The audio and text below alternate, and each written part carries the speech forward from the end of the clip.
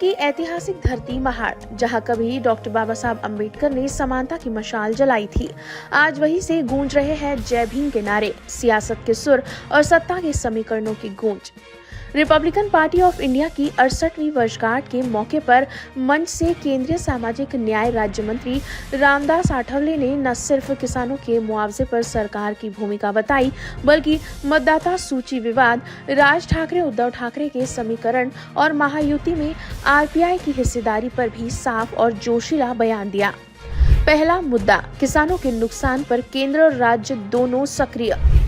भारी बारिश से तबाह हुए किसानों के मुद्दे पर बोलते हुए रामदास आठवले ने कहा, केंद्र सरकार ने किसानों को 1400 करोड़ रुपए की सहायता राशि दी है, वहीं राज्य सरकार ने 31,000 करोड़ रुपए की घोषणा की है।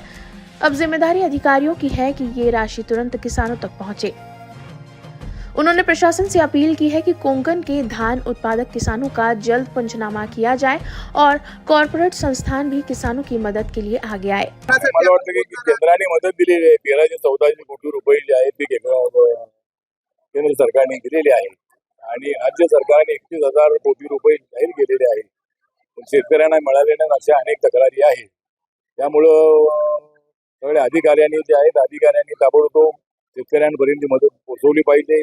त्याचबरोबर काय कॉर्पोरेटच्या लोकांनी मदत केलेली आहे. अनेक वर्तमानपत्राच्या हे लोकांनी आवाहन केल्यानंतर त्या ठिकाणी मदत गोळा झालेली आहे. त्या मदतीचा सुद्धा फायदा जो आहे हा फायदा शेतकऱ्यांना मिळाला पाहिजे. आणि कोकणामध्ये तर आता भात शेती जी आहे, त्यानंतर आपली आंब्याची शेती आहे, बाकी हॉर्टिकल्चर मोठ्या प्रमाणामध्ये आहे, त्याचंही अवकाळी पावसामुळे नुकसान झालेलं आहे. त्यामुळे त्याचा लवकरात लवकर पंचनामा करून कोकणातल्या भात शेती शेतकऱ्यांना आर्थिक मदत मिळाली पाहिजे, अशा पद्धतीची मागणी. दूसरा मुद्दा, मतदाता सूची में गड़बड़ी पर बयान। मतदाता सूची में कथित अनियमितताओं पर आठवले ने महाविकास आघाड़ी को जवाब देते हुए कहा, वोट चोरी कोई नई बात नहीं है, ये कई सालों से हो रही है, लेकिन अब वक्त है कि चुनाव आयोग इस पर सख्ती से कदम उठाए। उन्होंने कहा कि अगर कांग्रेस, उद्धव ठाकरे, राज ठाकरे और शरद पवार को शिकायत है तो उन्हें चुनाव आयोग में जाकर औपचारिक शिकायत दर्ज करनी चाहिए। हीच आहे की मत चोरी जी आहे ती मत चोरी ही आज होते असं मला नाही आहे. मत चोरी ही अनेक वर्षांपासून होत आहे. त्यामुळं मत चोरी होऊ नये ही भूमिका आमची आहे. जरी सत्याचा मोर्चा जरी त्यांनी काढलेला असला तरी सुद्धा या याद्या अगोदरपासूनच्या यादी आहे. काँग्रेसचं सरकार असल्यापासून यादी आहे. आता त्या बाहेर काढलेली आहे. त्याला सरकारला जबाबदार धरणं अयोग्य आहे. त्याला इलेक्शन कमिशनकडे त्यांनी तक्रार करायला हरकत नाही आहे. राज ठाकरे, उद्धव ठाकरे आणि सगळे शरद पवार, काँग्रेस वगैरे शेतकरी कामगार पक्ष, कम्युनिस्ट पक्ष सगळे एकत्र आले होते आणि त्यांनी ज्या तक्रारी आहेत त्या तक्रारी ज्या आहेत इलेक्शन मांडायला हरकत नाहीये. मतांची चोरी होऊ नये अशी आमची भूमिका आहे. पण ज्या वेळेला तुम्हाला मोठ्या प्रमाणामध्ये लोकसभेत जागा मिळाल्या त्यावेळेला तुम्ही मताची चोरी केली होती असा काय आम्ही तुमच्यावर आरोप केला नाही. पण आमची सत्ता आल्यानंतर मात्र आपण सांगताय की आम्ही मतं चोरलेली आहे. आम्हाला मतं चोरण्याची आवश्यकता नाही आहे.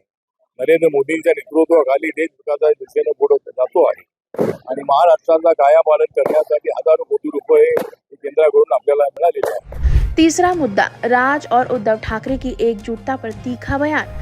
रामदास आठवले ने कहा, उद्धव ठाकरे और राज ठाकरे के साथ आने में महाविकास आघाड़ी मजबूत नहीं बल्कि अंदर से कमजोर हो गई है। कांग्रेस उनके साथ आने को तैयार नहीं है। मुंबई में वोटिंग का 40% मराठी वोट है, जिसमें 20% हमारे पक्ष में रहेगा, जबकि अमराठी वोट भी महायुति को मिलेगा। वाटतं की उद्धव ठाकरे, राज ठाकरे एकत्र आल्यामुळे आमची महायुती मजबूत झालेली आहे. एक तर उद्धव ठाकरे, राज ठाकरे एकत्र आल्यामुळे महायुतीमध्ये फूट पडलेली आहे. काँग्रेस पक्ष त्यांच्यासोबत जायला तयार नाही. त्यामुळे मुंबईचं जे काय परिस्थिती आहे ती सगळी परिस्थिती ही आमच्या बाजूने आहे. मुंबईमध्ये जे 40% मराठी मतदार आहे त्यापैकी 20-22% मतदार आम्हाला मतदान करतील आणि बाकी जे 60% नॉन मराठी मतदार आहे ते मोठ्या संख्येने मुंबईमध्ये आमच्या सोबत राहतील.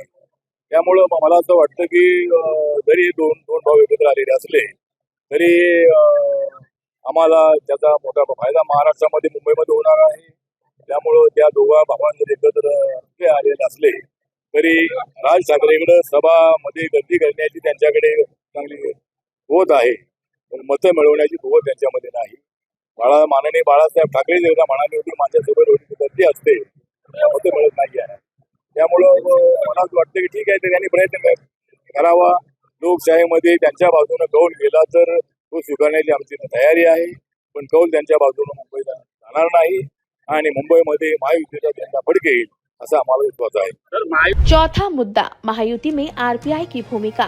आठवले ने साफ कहा, महायुति में सिर्फ आरपीआई के पास केंद्रीय मंत्री का पद है, लेकिन हमें सत्ता में बराबरी की हिस्सेदारी चाहिए। कोंकण के स्थानीय स्वराज संस्थानों में हमारे कार्यकर्ताओं को भी मौका मिलना चाहिए। वाटतं की कार्यकर्ते माझ्या मंत्रिबळामुळे सगळे कार्यकर्ते खुश आहे, पण आमच्या कार्यकर्त्यांनाही संधी मिळाली पाहिजे, कार्यकर्त्यांना सुद्धा सत्तेचा वाटा मिळाला पाहिजे, यासाठी मी स्वतः प्रयत्नशील आहे.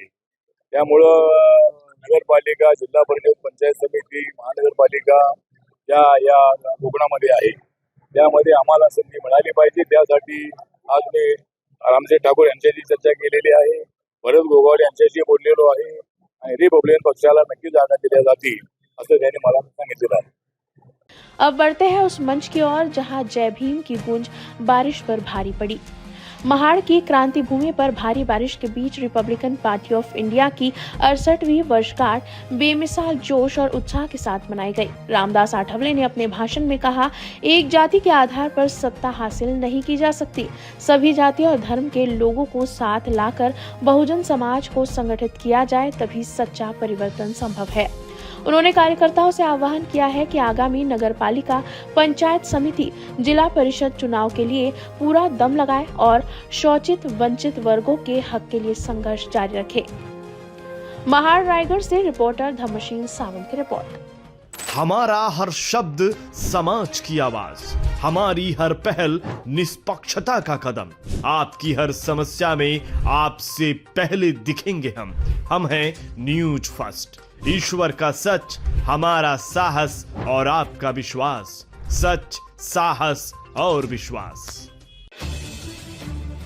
अगर आप ये वीडियो YouTube पर देख रहे हैं तो हमारे चैनल को सब्सक्राइब कर बेल आइकन दबाएं।